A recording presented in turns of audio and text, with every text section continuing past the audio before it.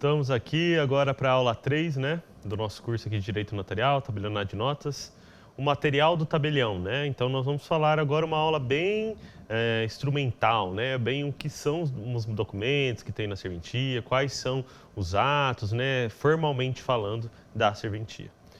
O livro de notas, né? Então o livro de notas é o primordial aí, né? O basilar desse material do tabelião.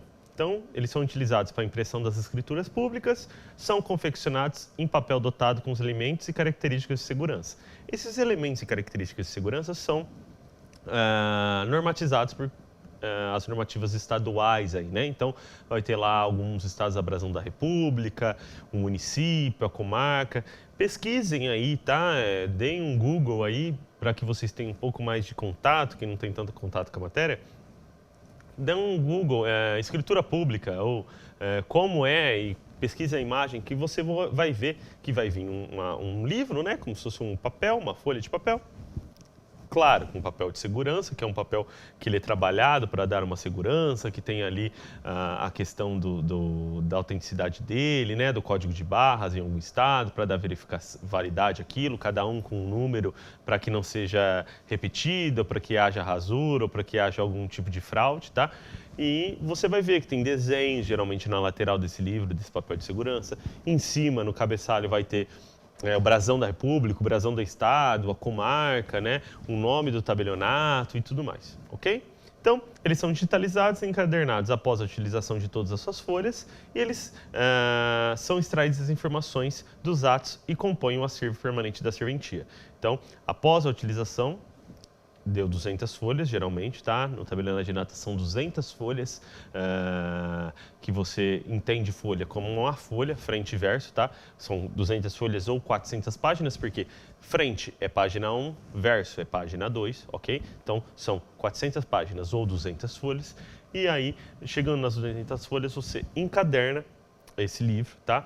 Manda para encadernação e abre um outro livro e assim sucessivamente. No tabelionato de notas são 200 folhas, nas outras serventias tem uma quantidade de folhas diferentes e, obviamente, você tem que também achar isso na sua normativa estadual, só que em regra são 200 folhas. Então, livro de notas, 200 folhas, 400 páginas, chegou na última página, fecha e encaderna. Antes de iniciar a utilização, o tabelião deve fazer o termo de abertura e no final o termo de encerramento. Então, se vocês tiverem a oportunidade, né, um dia de ir até uma serventia, aí vocês podem falar, com certeza o tabelião, né, vai te tratar de uma maneira bem solícita aí, para que vocês só vejam como é feito, né? Então, tem o livro de notas, tá? O livro fechado vai estar lá. O termo de abertura, no dia tal, tabelião de notas, abri o livro que vai ser usado para escrituras públicas, assino. Começa os atos a serem praticados, as folhas a serem colocadas, cheguei na folha 200, vou fazer o termo de encerramento. Encerro no dia tal, o livro de notas, assino e dato, ok? Então, termo de abertura, termo de encerramento, encaderno esse livro. Todas as folhas, né, devem ter a chancela do tabelião. Então, o tabelião ele vai rubricar todas as folhas para dar mais veracidade, mais segurança jurídica àqueles atos. Tá? O texto das escrituras deve ser impresso com a mesma fonte e o mesmo espaçamento entre as linhas em cada ato. A impressão deve ser feita com tinta azul ou preta, no verso e no anverso. Então, você não pode só usar o verso ou o anverso. O anverso é frente e o verso é costas, ok? Então, você não pode usar nem só a frente, nem só o verso das folhas. Você tem que usar os dois, tá? Não pode, tipo, só frente em branco, frente em branco, ok? A impressão tem que ser com tinta azul ou preta, tá? A impressão que você digita no computador, põe na máquina, né, na impressora, ela vai imprimir para você com tinta azul ou preta, tá? Vai ser em ordem decrescente a numeração das folhas e os versos que não tiverem nada, né, a expressão, por exemplo, estou fazendo um ato e o ato chegou na folha 199. O meu próximo ato eu vou precisar usar 5 páginas, né? Não vai caber nas 200 ali. Então, eu vou fazer em branco aquela última página, eu vou fazer o termo de encerramento, abro um outro livro e lavro esse ato com 5 páginas, ok? Então, deixo em branco aí para evitar uma posterior impressão naquela folha ali que não tenha nada praticado.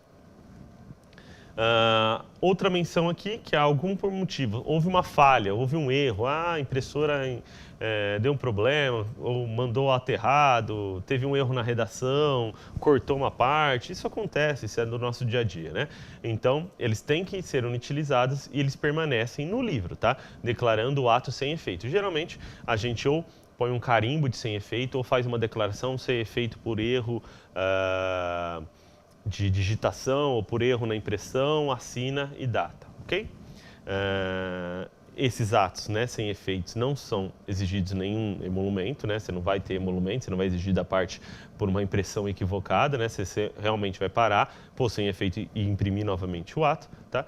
E o tabelião, ele deve declarar o motivo da inutilização, senão ele paga os emolumentos por aquele ato, ok? O tabelião, ele pode abrir e manter aberto tantos livros quantos forem o número dos escreventes autorizados a lavrar a escritura. Vocês lembram, quando eu disse a menção aí dos escreventes, que existiam escreventes para firmas, escreventes para lavrar escritura, os escreventes que são nomeados também substitutos. Então, dentro dos escreventes nomeados para lavrar escrituras, o tabelião pode manter um número de livros. Ou seja, eu tenho 3 escreventes que lavram escritura. Eu posso manter 3 livros concomitantemente abertos, ok? O que eu não posso só tenho um escrevente que lavra escritura e tenho 3 livros abertos, ok? Não posso. Posso um para cada escrevente que esteja autorizado a lavrar escrituras. Os livros, obviamente, têm que permanecer no cartório e só os escreventes autorizados ou o próprio tabelião pode sair com um livro para a coleta de assinaturas. No caso, vamos dar um exemplo aqui para ficar bem palpável, um idoso que tem uma mobilidade reduzida e precisa fazer uma procuração para alguém no banco sacar o dinheiro para ele da aposentadoria. Ele não consegue se movimentar, ele não consegue ir na serventia. O escrevente pode ser autorizado, né, a ir colher essa assinatura na residência do idoso, desde que seja na limitação territorial para a prática daquele ato, ou seja, desde que seja no município ao qual o titular foi designado, foi nomeado, né? Os livros de notas são os principais documentos existentes, um tabelião de notas, e eles devem, né, ser utilizados e manuseados com cuidado e guardados em locais seguros. Os traslados. O que são os traslados? Eu já dei uma menção ali nas aulas anteriores e agora nós vamos estudar efetivamente esse material do tabelião, né? Ela é a primeira cópia, como eu bem disse, extraída da escritura. Então, fiz a escritura, lavrei o ato, as partes assinaram, está no livro de notas, o traslado vem para ser a primeira cópia para a produção de efeitos, ou no registro de imóveis, em regra, ou no registro civil das pessoas naturais, e assim sucessivamente. Transladar significa transportar. Então, eu peguei os dados contidos no livro e transportei para um outro documento, que também é um papel de segurança, que também vai ter todas as normativas estaduais vão constar os impressos, né, os selos, a impressão digital, brasão da República, tá? As folhas do livro, elas ficam arquivadas no cartório e a publicidade desses atos é obtida através de traslados e certidão. Então, folha do livro, a publicidade dela, ela só é passada de maneira erga omnes, né, para produzir efeitos para terceiros, através do traslado ou da certidão. Traslado sendo a primeira cópia, tá? Então, o traslado tem o mesmo valor que o documento original e ele é emitido sem cobrança de novos emolumentos. Ele é emitido em ato concomitante à assinatura da escritura. A leitura, né, pelo tabelião, a concordância através do princípio do consentimento da assinatura e aí você emite o traslado e entrega para a parte quantos traslados forem solicitados, ok? O valor da escritura está englobado o valor do primeiro traslado. Já a certidão é o conteúdo das escrituras que deve ser fornecido por meio das certidões, só que aqui você paga emolumentos, porque é um momento posterior. A certidão não é a primeira cópia, a certidão são as cópias sucessivas, cópias posteriores, ok? Então, ela é reprodução literal, total ou parcial de um fato, de um instrumento público ou de um documento particular realizado por um notário portador da fé pública, ou arquivados em suas notas, cumpridas as formalidades legais. Então, é uma forma de acesso do conteúdo de um ato notarial. Então, uma certidão é uma forma com a qual o usuário vai ter acesso ao que está constando ali.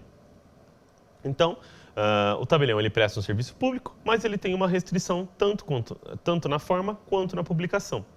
que é, aqui nós chegamos, que eu já disse que ia fazer menção, né, na publicidade, lá no princípio da publicidade, não sei se vocês recordam, que é ampla, né? Só que há alguns atos que precisam de sigilo. Então, a restrição aqui do sigilo era a certidão de testamento, que ela só é expedida depois de comprovado o falecimento do testador, tá? A pedido do próprio testador, seu representante legal ou mediante ordem judicial. Ou seja, ela só é expedida por duas maneiras. Falecimento, até o falecimento, melhor dizendo, até o falecimento, pessoa ainda é viva. Eu fui lá, fiz um testamento, estou vivo. Quem pode solicitar uma certidão do meu testamento para ter conhecimento do que eu testei? Eu, o testador, o meu representante legal, né, ou alguém que eu nomeie para fazer isso, ou uma ordem judicial que quer ver o que está constando no meu testamento. Após o meu falecimento, aí sim a publicidade é ampla, não é mais restrita como nesse caso, tá? Então aí sim qualquer pessoa pode solicitar uma certidão de testamento. A certidão, ela é positiva quando há, obviamente, atos, né, ao qual a pessoa solicita nos livros, nos arquivos daquela serventia, então ela sai como positiva, senão ela será negativa quando eu chego num cartório e falo, eu quero ver a escritura de compra e venda do fulano de tal. Não tem. Então, eles vão me emitir uma certidão negativa de que naquela serventia, procurando os arquivos, verificando os atos, não há nenhuma certidão, nenhuma escritura, melhor dizendo, daquele fulano de tal. A certidão, tá, pessoal, tanto no tabelionato de notas, que ela é pouco menos estudada, nos outros ofícios, né, o registro de imóveis, registro civil das pessoas naturais, principalmente, ela é mais amplamente estudada, né, um instituto um pouco mais, digamos, minucioso, uma análise mais minuciosa mesmo, tá? Ela pode ser dividida em três: a certidão de inteiro e teor, que é aquela que reproduz o ato notarial na íntegra, tá? Então tem tudo. Tá aqui o ato, a certidão é a cópia fiel do que consta no ato. Depois nós temos a certidão em breve relato conforme os quesitos, que responde às perguntas do solicitante. Então o solicitante chega e quer saber só o preço, o objeto e a forma de pagamento. Então é um resumo dos atos respondendo os quesitos que foram questionados. E também a certidão em resumo, que é um resumo do ato com os principais pontos, o que realmente assim tem uma transformação e tem uma publicidade para efeitos perante terceiros, ok? Cito aqui no final desse slide que é importante e muito necessário que nós saibamos disso. Além dos três tipos de certidão, inteiro, teor, relato e em resumo, nesse slide, que são essenciais, nós temos que saber os três tipos, nós temos que saber as diferenças. Uma é cópia integral, outra é uma cópia em resumo, só que você responde também os quesitos que foram solicitados, e a outra é em resumo, que é nitidamente os principais pontos ali do resumo contidos naquele ato notarial. Além disso, também a questão da certidão de testamento, essa disposição acerca do pré-óbito ou do pós-óbito do testador, né, e quem pode solicitar e quem não pode. E essa terceira perspectiva aqui, que é proibido emitir certidão de atos incompletos, sem efeito e não subscritos. Se houver necessidade, somente com autorização judicial. É aquele caso, né, voltando ao princípio de consentimento da outra aula. A pessoa assinou, o vendedor assinou, mas o comprador não assinou. O ato vai ser declarado incompleto. Qualquer pessoa pode chegar e solicitar essa certidão para provar que ele não assinou ou para ver o ato que ele estava fazendo. Não. Isso só pode ser solicitado com autorização judicial. Papel de segurança. Né? O que é esse material do tabelião? Papel de segurança é o papel que eu estava dizendo, fazendo menção aí, onde a prática, onde o ato será impresso, né? Aquele papel que geralmente, né, em regra, vem de um fabricante contratado pela Corregedoria do Estado, ou seja, a Corregedoria do Estado, através, melhor dizendo, dos colégios, né, no caso dos notários, Colégio Notarial do Brasil, seção São Paulo, Bahia, Minas Gerais, né? Então, o colégio, que é a associação, ela contrata um fabricante para a produção desse papel de segurança, né? Que é para dar segurança jurídica do ato, a autenticidade do ato. Então, um papel específico para a prática do ato. Então, tem empresas especializadas que fazem esse papel. A Associação Colégio Notarial do Brasil, a seção do seu estado, vai contratar, sendo esse fabricante homologado pela Corregedoria Geral, que é o Poder Judiciário, né, estadual, aí, não local, que é o Juiz Corregedor Permanente, Poder Local, Corregedoria Geral do Estado, Poder Estadual, Judiciária Estadual vai homologar essa contratação e aí os fabricantes vão entregar esses papéis de segurança para cada titular. E cada titular tem o seu papel de segurança de cada serventia. Por quê? Porque vem nesse papel de segurança o CNS, que é o Código Notarial da Serventia, o Código Nacional da Serventia, perdão, melhor dizendo, Código Nacional da Serventia, CNS. Esse Código Nacional, cada serventia tem um. Então vai vir lá a menção ao código, né, vários números e o número da sua serventia, do CNS. Então o CNS do meu cartório é diferente do CNS de outra pessoa. Então o meu papel de segurança destinado é diferente do outro tabelião, ok? É recomendável que seja sempre utilizado em ordem crescente, né? E se a folha for inutilizada por folha de impressão, por exemplo, o seu número deve ser arquivado, porque a gente vai ter que informar isso para o juiz corredor permanente, os números dos papéis inutilizados, porque esse papel de segurança não pode ser reutilizado. É um só. Errou, você vai inutilizar e vai comunicar a sua inutilização ao juiz corregedor permanente por meio do portal do extrajudicial, ok? Que é um sistema eletrônico, é um site que nós entramos e comunicamos. O papel, número tal, foi inutilizado porque houve erro de impressão, por exemplo, ou porque o ato foi declarado incompleto. Sinal público. O que é o sinal público? Sinal público nada mais é, de uma maneira resumida, obviamente, se vocês forem estudar de uma maneira aprofundada, para uma segunda fase, uma fase oral, uma conceituação do instituto em si, mais denso, é mais do que isso. Mas, digamos aqui, de uma maneira para tentar ser bem objetivo, que é a assinatura do tabelião. Então, do tabelião, dos substitutos e dos escreventes que eles utilizam dos atos notariais, tá? Então, eles cadastram, né? Nós cadastramos, eu e meus funcionários cadastramos o sinal público, que é a nossa assinatura, numa central, tá? Que é a central do sinal público, que está vinculada à Central Notarial de Serviços Eletrônicos Compartilhados, que é a CENSEC. Então, tem uma central geral e dentro dessa central tem a central do sinal público. Ali, nós pegamos uma ficha padrão, assinamos nessa ficha padrão, que o Luciano Crote Peixoto, tabelião, tal, este é o sinal público dele. Assino, tá? Pego, imprimo, né, digitalizo, melhor dizendo, essa folha, esse formulário e jogo nesse sistema, jogo na central de sinal público. Por quê? Porque quando uma pessoa vem na minha serventia e eu faço um reconhecimento de firma, por exemplo, ali de um documento de carro, né? Geralmente o documento de carro vai ser encaminhado para o Detran, né? Ou uma pessoa compra um carro aqui e vai vender na outra cidade. Então, quando chegar o reconhecimento de firma feito do vendedor na comarca do meu vizinho, do meu colega vizinho, do tabelião de notas vizinho, para ele reconhecer a do comprador que mora lá naquela comarca dele, ele vai entrar no sistema e vai ver se bate, né? Se aquela assinatura minha bate para a prática dos atos. Então, é uma maneira de saber se aquela firma foi reconhecida mesmo. Então, ele vai pegar e entrar, não, de fato, Luciano, essa é a assinatura do Luciano, o tabelião de lá que reconheceu essa firma? Então tá válido isso, tá ok, vamos seguir, vamos dar andamento aqui no ato, seja, eu dei o exemplo de reconhecimento de firma, mas pode ser outros atos, numa procuração pública, por exemplo.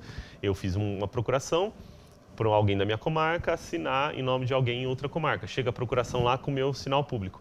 Eles vão entrar no sistema para ver se a minha assinatura é mesmo. Para quê? Para que alguém que, porventura, tenha roubado um papel de segurança, né, para fazer um ato, não tenha assinado por mim, ou algum escrevente que já teve competência não tenha mais, e aí ter esse tipo de problema na aferição do ato, ok? Então, ao assumir uma nova serventia, nomear um escrevente ou substituto, se houver alteração do nome em razão de casamento, por exemplo, o tabelião deve cadastrar o sinal público na central. Então, qualquer alteração, escrevente deixou de ser escrevente, tenho que fazer essa comunicação. O titular mudou de nome, né? O titular mudou a assinatura, o escrevente mudou a assinatura. Qualquer alteração também tem que comunicar essa central por um viés de segurança, obviamente, tá bom? Então, segurança jurídica dos atos notariais.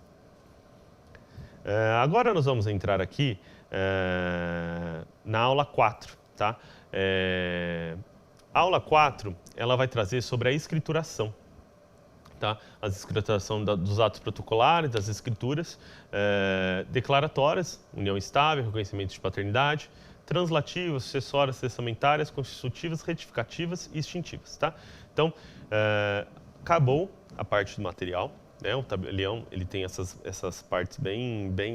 Até agora a gente estava vendo coisa bem minuciosa, bem detalhista, mais conceitual. E agora nós vamos entrar efetivamente numa escritura, numa atuação do tabelião, numa atuação dentro do cartório, começando pelas escrituras públicas, que são a base da escrituração e são atos protocolares. Por que é tida essa menção, atos protocolares? Porque ele consta no protocolo. O que é o protocolo? É ficar no cartório. A escritura, ela é feita num livro que fica no cartório. Um ato que eu vou fazer no cartório, que eu vou ter um arquivamento no cartório através do livro de notas. Então, protocolo, vai ter uma escritura, um ato protocolar é um ato que está ali, que eu redigi, né? Que eu redigi e faço redigir porque era conhecido assim, mas que hoje a gente imprime, né? E põe no livro de notas, então ele vai ficar ali protocolado, vai ficar arquivado no cartório. A prova dele fica no cartório, então são atos protocolares. Declaratórias. Vão declarar alguma coisa. Então, as escrituras podem declarar alguma coisa. União estável, reconhecimento de paternidade, algum dos exemplos, tá? De declaração. Tá? Estou declarando minha união estável ou declarando que eu reconheço aquela pessoa como meu filho. Translativas, que são transmissões, né? de imóveis. Compra e venda, doação, permuta, dação. Sucessórias também. Inventário e sobrepartilha, tá bom? Testamentários, com ou sem conteúdo econômico. Então, um testamento também pode ser um testamento sem conteúdo econômico, eu não estou fazendo disposição de nada, de nenhum bem. Posso estar, por exemplo, reconhecendo um filho, então faço um testamento para reconhecer um filho, então não tem nenhuma carga patrimonial. E também a revogação dos testamentos é um tipo de escritura. Constitutivas próprias, que são separação, divórcio, confissão de dívida, inovação, então estou constituindo algo propriamente dito. Ou constitutivas impróprias, que são emancipação, alienação fiduciária e hipoteca. Retificatórias, né, que são de correção do ato, então temos alguns atos, nós vamos ver, escritura de reratificação, ato retificatório, aditamento retificativo, em alguns estados é chamado dessa maneira. E as intitivas, por exemplo, eu estou renunciando a um usufruto, estou dando uma quitação àquele contrato, né? Tem uma escritura e agora vem uma escritura de quitação àquele bem. Então são extintivos, estou extinguindo o direito, tá? Então vamos lá. Escritura pública é um ato notarial que formaliza juridicamente a vontade das partes. Pode ser uma declaração unilateral ou um negócio jurídico envolvendo duas ou mais partes. Então, uma declaração unilateral, por exemplo, um testamento, ou um negócio jurídico envolvendo duas ou mais partes, por exemplo, um contrato de compra e venda, ok? Da onde que nós tiramos essa questão da formalização juridicamente da vontade das partes? Lá daqueles postulados da 8935, que aos notários compete. Lembram que eu pedi para vocês decorarem? Então, os notários compete vão formalizar juridicamente a vontade das partes. Isso os notários compete fazer uma escritura pública, tá? Seu objetivo pode ser um bem móvel ou imóvel, tá? Ou ainda uma declaração de vontade a ser cumprida no presente ou no futuro. Então, pode ser uma declaração de vontade também, não é só objetivamente um bem que eu estou transferindo, ok? Fatos podem ser contestados por meio de escritura pública. Então, eu posso também contestar uma escritura de declaração de um fato, tá? Geralmente, os fatos são realizados através de uma ata notarial, mas as escrituras públicas declaratórias podem ser realizadas também. Todas as escrituras devem ser escritas em idioma nacional. Quando a parte não conhecer o idioma, tem que vir um tradutor público e assinar, né, ou alguém nomeado para isso, e vai constar esse compromisso no ato notarial. Então, chegou um japonês para fazer uma compra e venda comigo, e ele não entende, tem que ter um tradutor público juramentado, né, ou alguém de confiança do notário que possa dar um compromisso de que transmitiu, né, a vontade corretamente, fez a tradução correta e que a pessoa estrangeira, o japonês no caso, consiga realizar o ato. Se a pessoa não pode ou não sabe assinar, há a menção, de novo aqui, a questão da escritura a rogo, né, da assinatura a rogo, onde se colhe a impressão digital dessa pessoa, do polegar direito, né, e esses fatos vão ser declarados, constando quem assinou o ato a rogo para aquela pessoa. As partes na escritura, né? A escritura tem as partes, que são pessoas jurídicas ou pessoas físicas, tá? As pessoas físicas, elas participam do ato e elas têm que ser qualificadas com o nome, nacionalidade, profissão, estado civil, número do documento de identificação, que é o RG, né? Ou outro documento que identifique, o passaporte, depois nós vamos ver, e o número de inscrição das pessoas físicas no Ministério da Fazenda, o CPF e o endereço, tá? Então, esses são, na maioria das normativas estaduais, aqui também pegue a parte de escrituração do seu código de normas e leia lá na escritura pública a parte da qualificação das partes. Em regra, vão ter esses aspectos, alguns estados pedem mais, outros pedem menos. Então, faço menção novamente ao código de normas, então anote essa aula no verso da parte de escrituração, onde está falando da qualificação das pessoas, ok? A pessoa se identifica com o documento, comparecer na frente do tabelião, tá? E é onde o tabelião declara que reconhece aquela pessoa. Se não tiver nenhum documento, há a possibilidade do comparecimento de 2 testemunhas que atestem que aquela pessoa, a identidade daquela pessoa, certo? Aqui, mais uma vez, eu faço a menção às normas de cada estado que prevê os documentos, tá? Então, além da capacidade, né, da identidade, é importante ver a capacidade, que são institutos muito similares. Um se identifica, depois de você identificar, você tem que ver se aquela pessoa é capaz para assinatura, para a prática daquele ato. Porque existem pessoas incapazes, absolutamente e relativamente, tá? Então, o tabelião ele tem que verificar a capacidade da pessoa para ver se ela pode praticar aquele ato sozinha, ou seja, para ver se se aquela pessoa tem a capacidade específica para aquele ato, né? Uma capacidade geral ou específica, genérica ou específica, que é a legitimação, ok? Então, capacidade geral, eu tenho capacidade para a prática daquele ato. Legitimação. É uma autorização, uma capacidade específica para a prática daquele ato. Um exemplo é a concordância do cônjuge, né? A famosa outorga uxória, ou marital, ou outorga conjugal. Isso é capacidade específica ou legitimação. Então, ninguém duvida que o cônjuge, por exemplo, o marido, está vendendo um bem e ele é capaz, porque se ele está casado, ele é capaz, ele é civilmente apto para os atos da vida civil. Só que pelo regime de bens estabelecido ali, vamos dar um exemplo, uma comunhão parcial de bens, que é o regime geral, legal, que a maioria das pessoas tem, ele precisa da autorização do Código Civil da cônjuge, né? Então, da outorga da mulher. Então, a outorga é uma autorização. Então, ela também tem que assinar o ato dando autorização para a venda daquele bem, tá? Ou dar poderes para alguém autorizar por ela.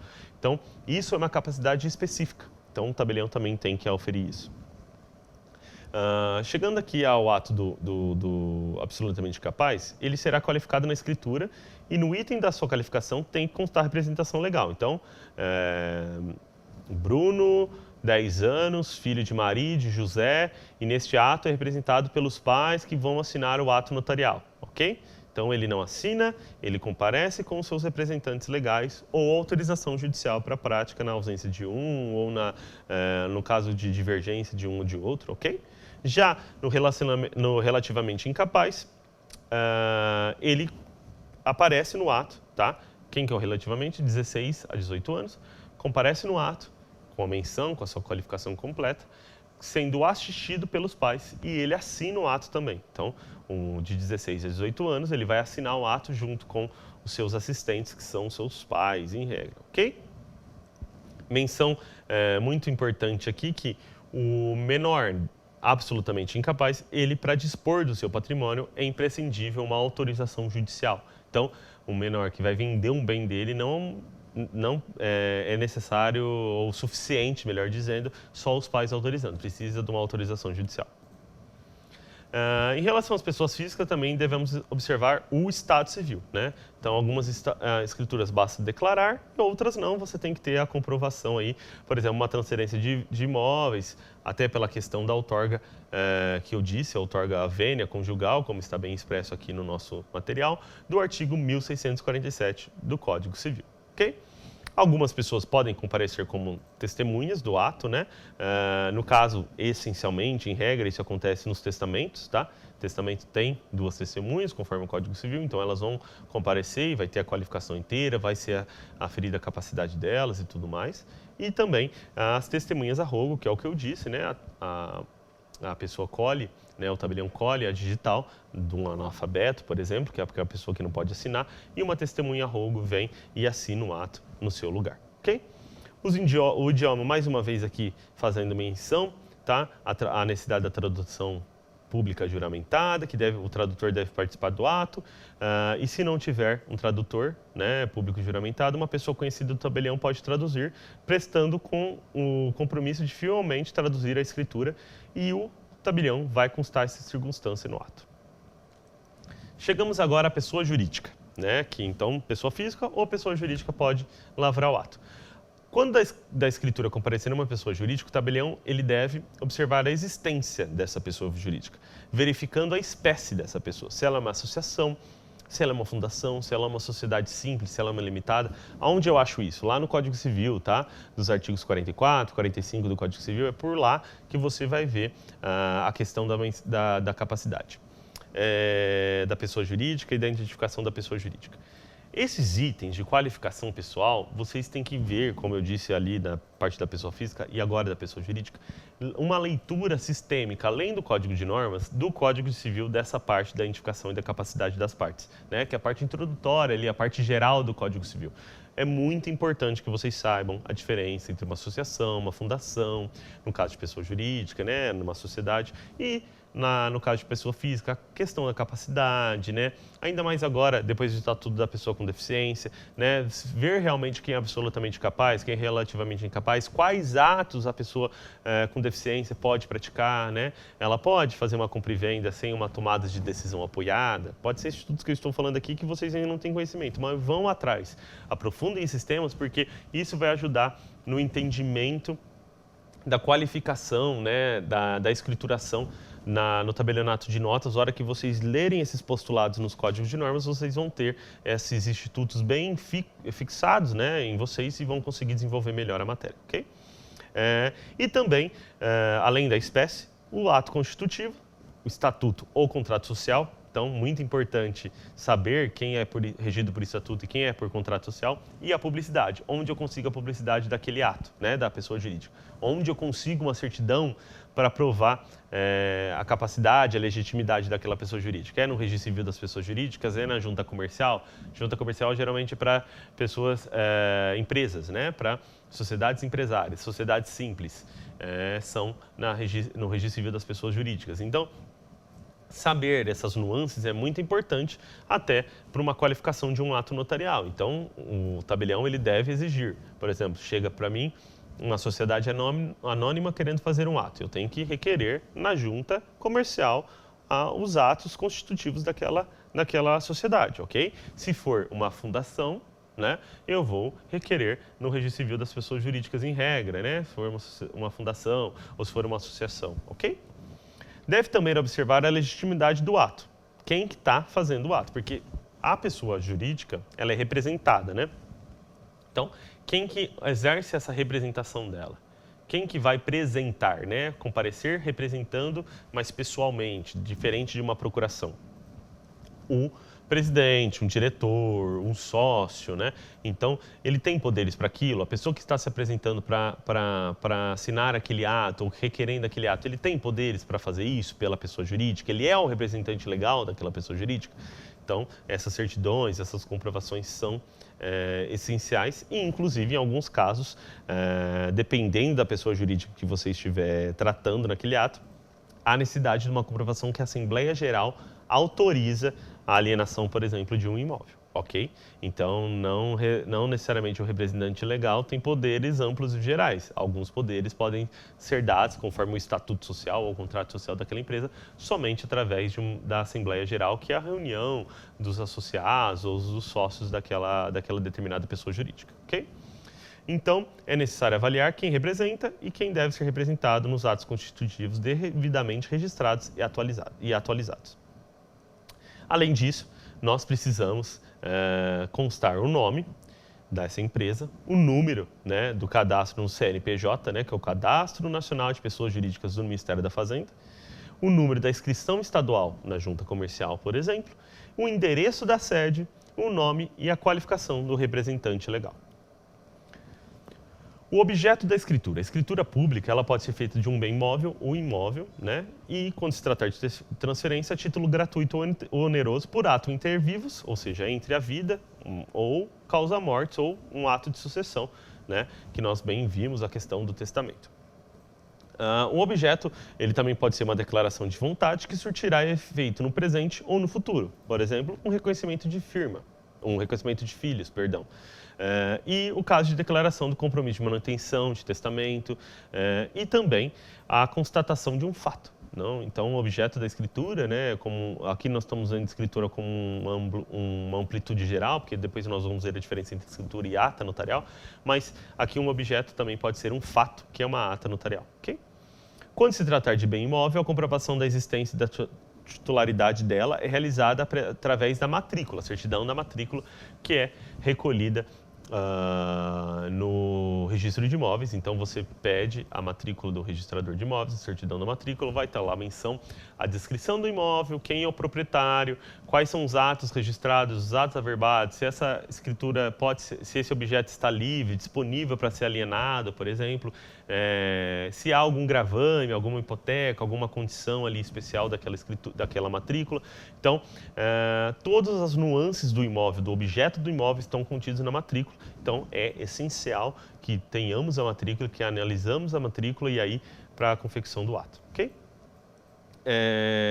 É muito importante também fazer menção aqui às declarações bilaterais, como as escrituras de união estável, de união homoafetiva e da separação e divórcio, que foram possibilitadas pela Lei 11.441 de 2007.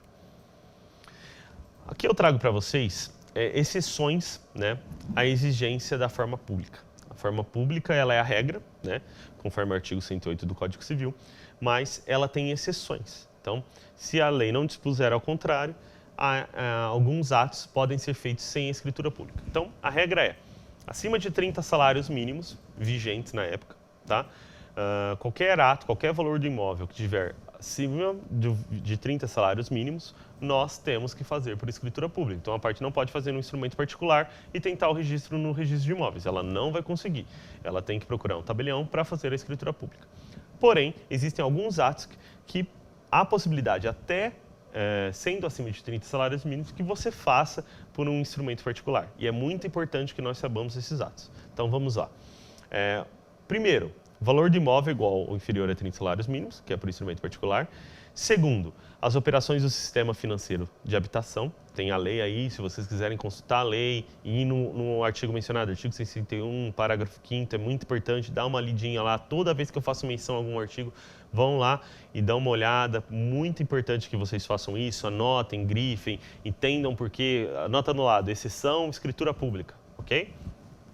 Terceiro, atos de contratação, atos e contratos de alienação fiduciária e os decorrentes, tá? Então, tudo que tiver na lei de alienação fiduciária e os atos decorrentes da alienação fiduciária, por exemplo, uma cessão da alienação, uma dação em pagamento decorrente da cessão, pode ser feito por escritura pública ou instrumento particular, independente do valor. Compromisso de compra e venda também, tá? Então, a compra e venda em si, não. Compromisso de compra e venda, que vocês vão estudar em direito civil, né? O compromisso de compra e venda, aquele que é o promitente comprador, dando o objeto para que futuramente o promitente compromissário, né, comprador, consiga adquirir. Essa pode ser feita por instrumento particular e essa tem registro no registro de imóveis como instrumento particular, tanto quanto as outras, ok? Programa de arrendamento residencial, o famoso PAR, da Lei 10.188 de 2001. Os atos relativos à aquisição, alienação, cessão, aforamento, locação, entrega e outros concernentes a imóveis do patrimônio da União, tá? Do artigo 13, inciso 6º, do Decreto-Lei 147/67. As cartas de arrematação de procedimentos extrajudiciais de execução, ok? Do artigo 37 da Lei 70 de 66. A conferência de bens do artigo 64 da Lei 8934 de 94. Aqui chama atenção, não é 8935, tá? É 8934, que vai falar sobre a parte de direito empresarial. Conferência de bens é quando uma pessoa, um empresário, dá uns bens, né, para integralização do patrimônio daquela empresa. Então, eu tenho um imóvel, eu quero integralizar, eu quero usar o valor, aquele imóvel, aquele bem, como um integralizador do meu capital social. Então, eu dou como se fosse, vamos dar de uma maneira simplista aqui, depois vocês vão ter isso em direito empresarial, como se tivesse, eu me comprometi, eu me subscrevi pelo valor de R$100 mil. Esse meu imóvel vale R$100 mil, então eu estou integralizando, eu estou cumprindo a promessa da subscrição daquele valor da sociedade através de uma conferência de bens. Isso pode ser feito através de instrumento particular, ok? Cisão, fusão e incorporação de sociedades anônimas também pode ser feito por instrumento particular. Incorporação, convenção, instituição e especificação de condomínio também pode ser feito porque não tem a transmissão de direitos, né, reais ou a constituição de direitos reais nesses documentos, né, nesses instrumentos. Então, envolvendo condomínio edilício, incorporação, convenção, instituição e especificação, apesar de envolver imóveis, não há a transferência de imóveis. Você está apenas realizando institutos necessários para a alienação futura dessas unidades autônomas, ok? Eu vou encerrar por aqui e na próxima aula nós vamos continuar com os documentos que devem ser apresentados e arquivados, que vai ser uma nuance um pouco mais específica para que toda a comprovação desses objetos, dessas qualificações das pessoas sejam efetivadas na serventia, ok? Obrigado, até mais.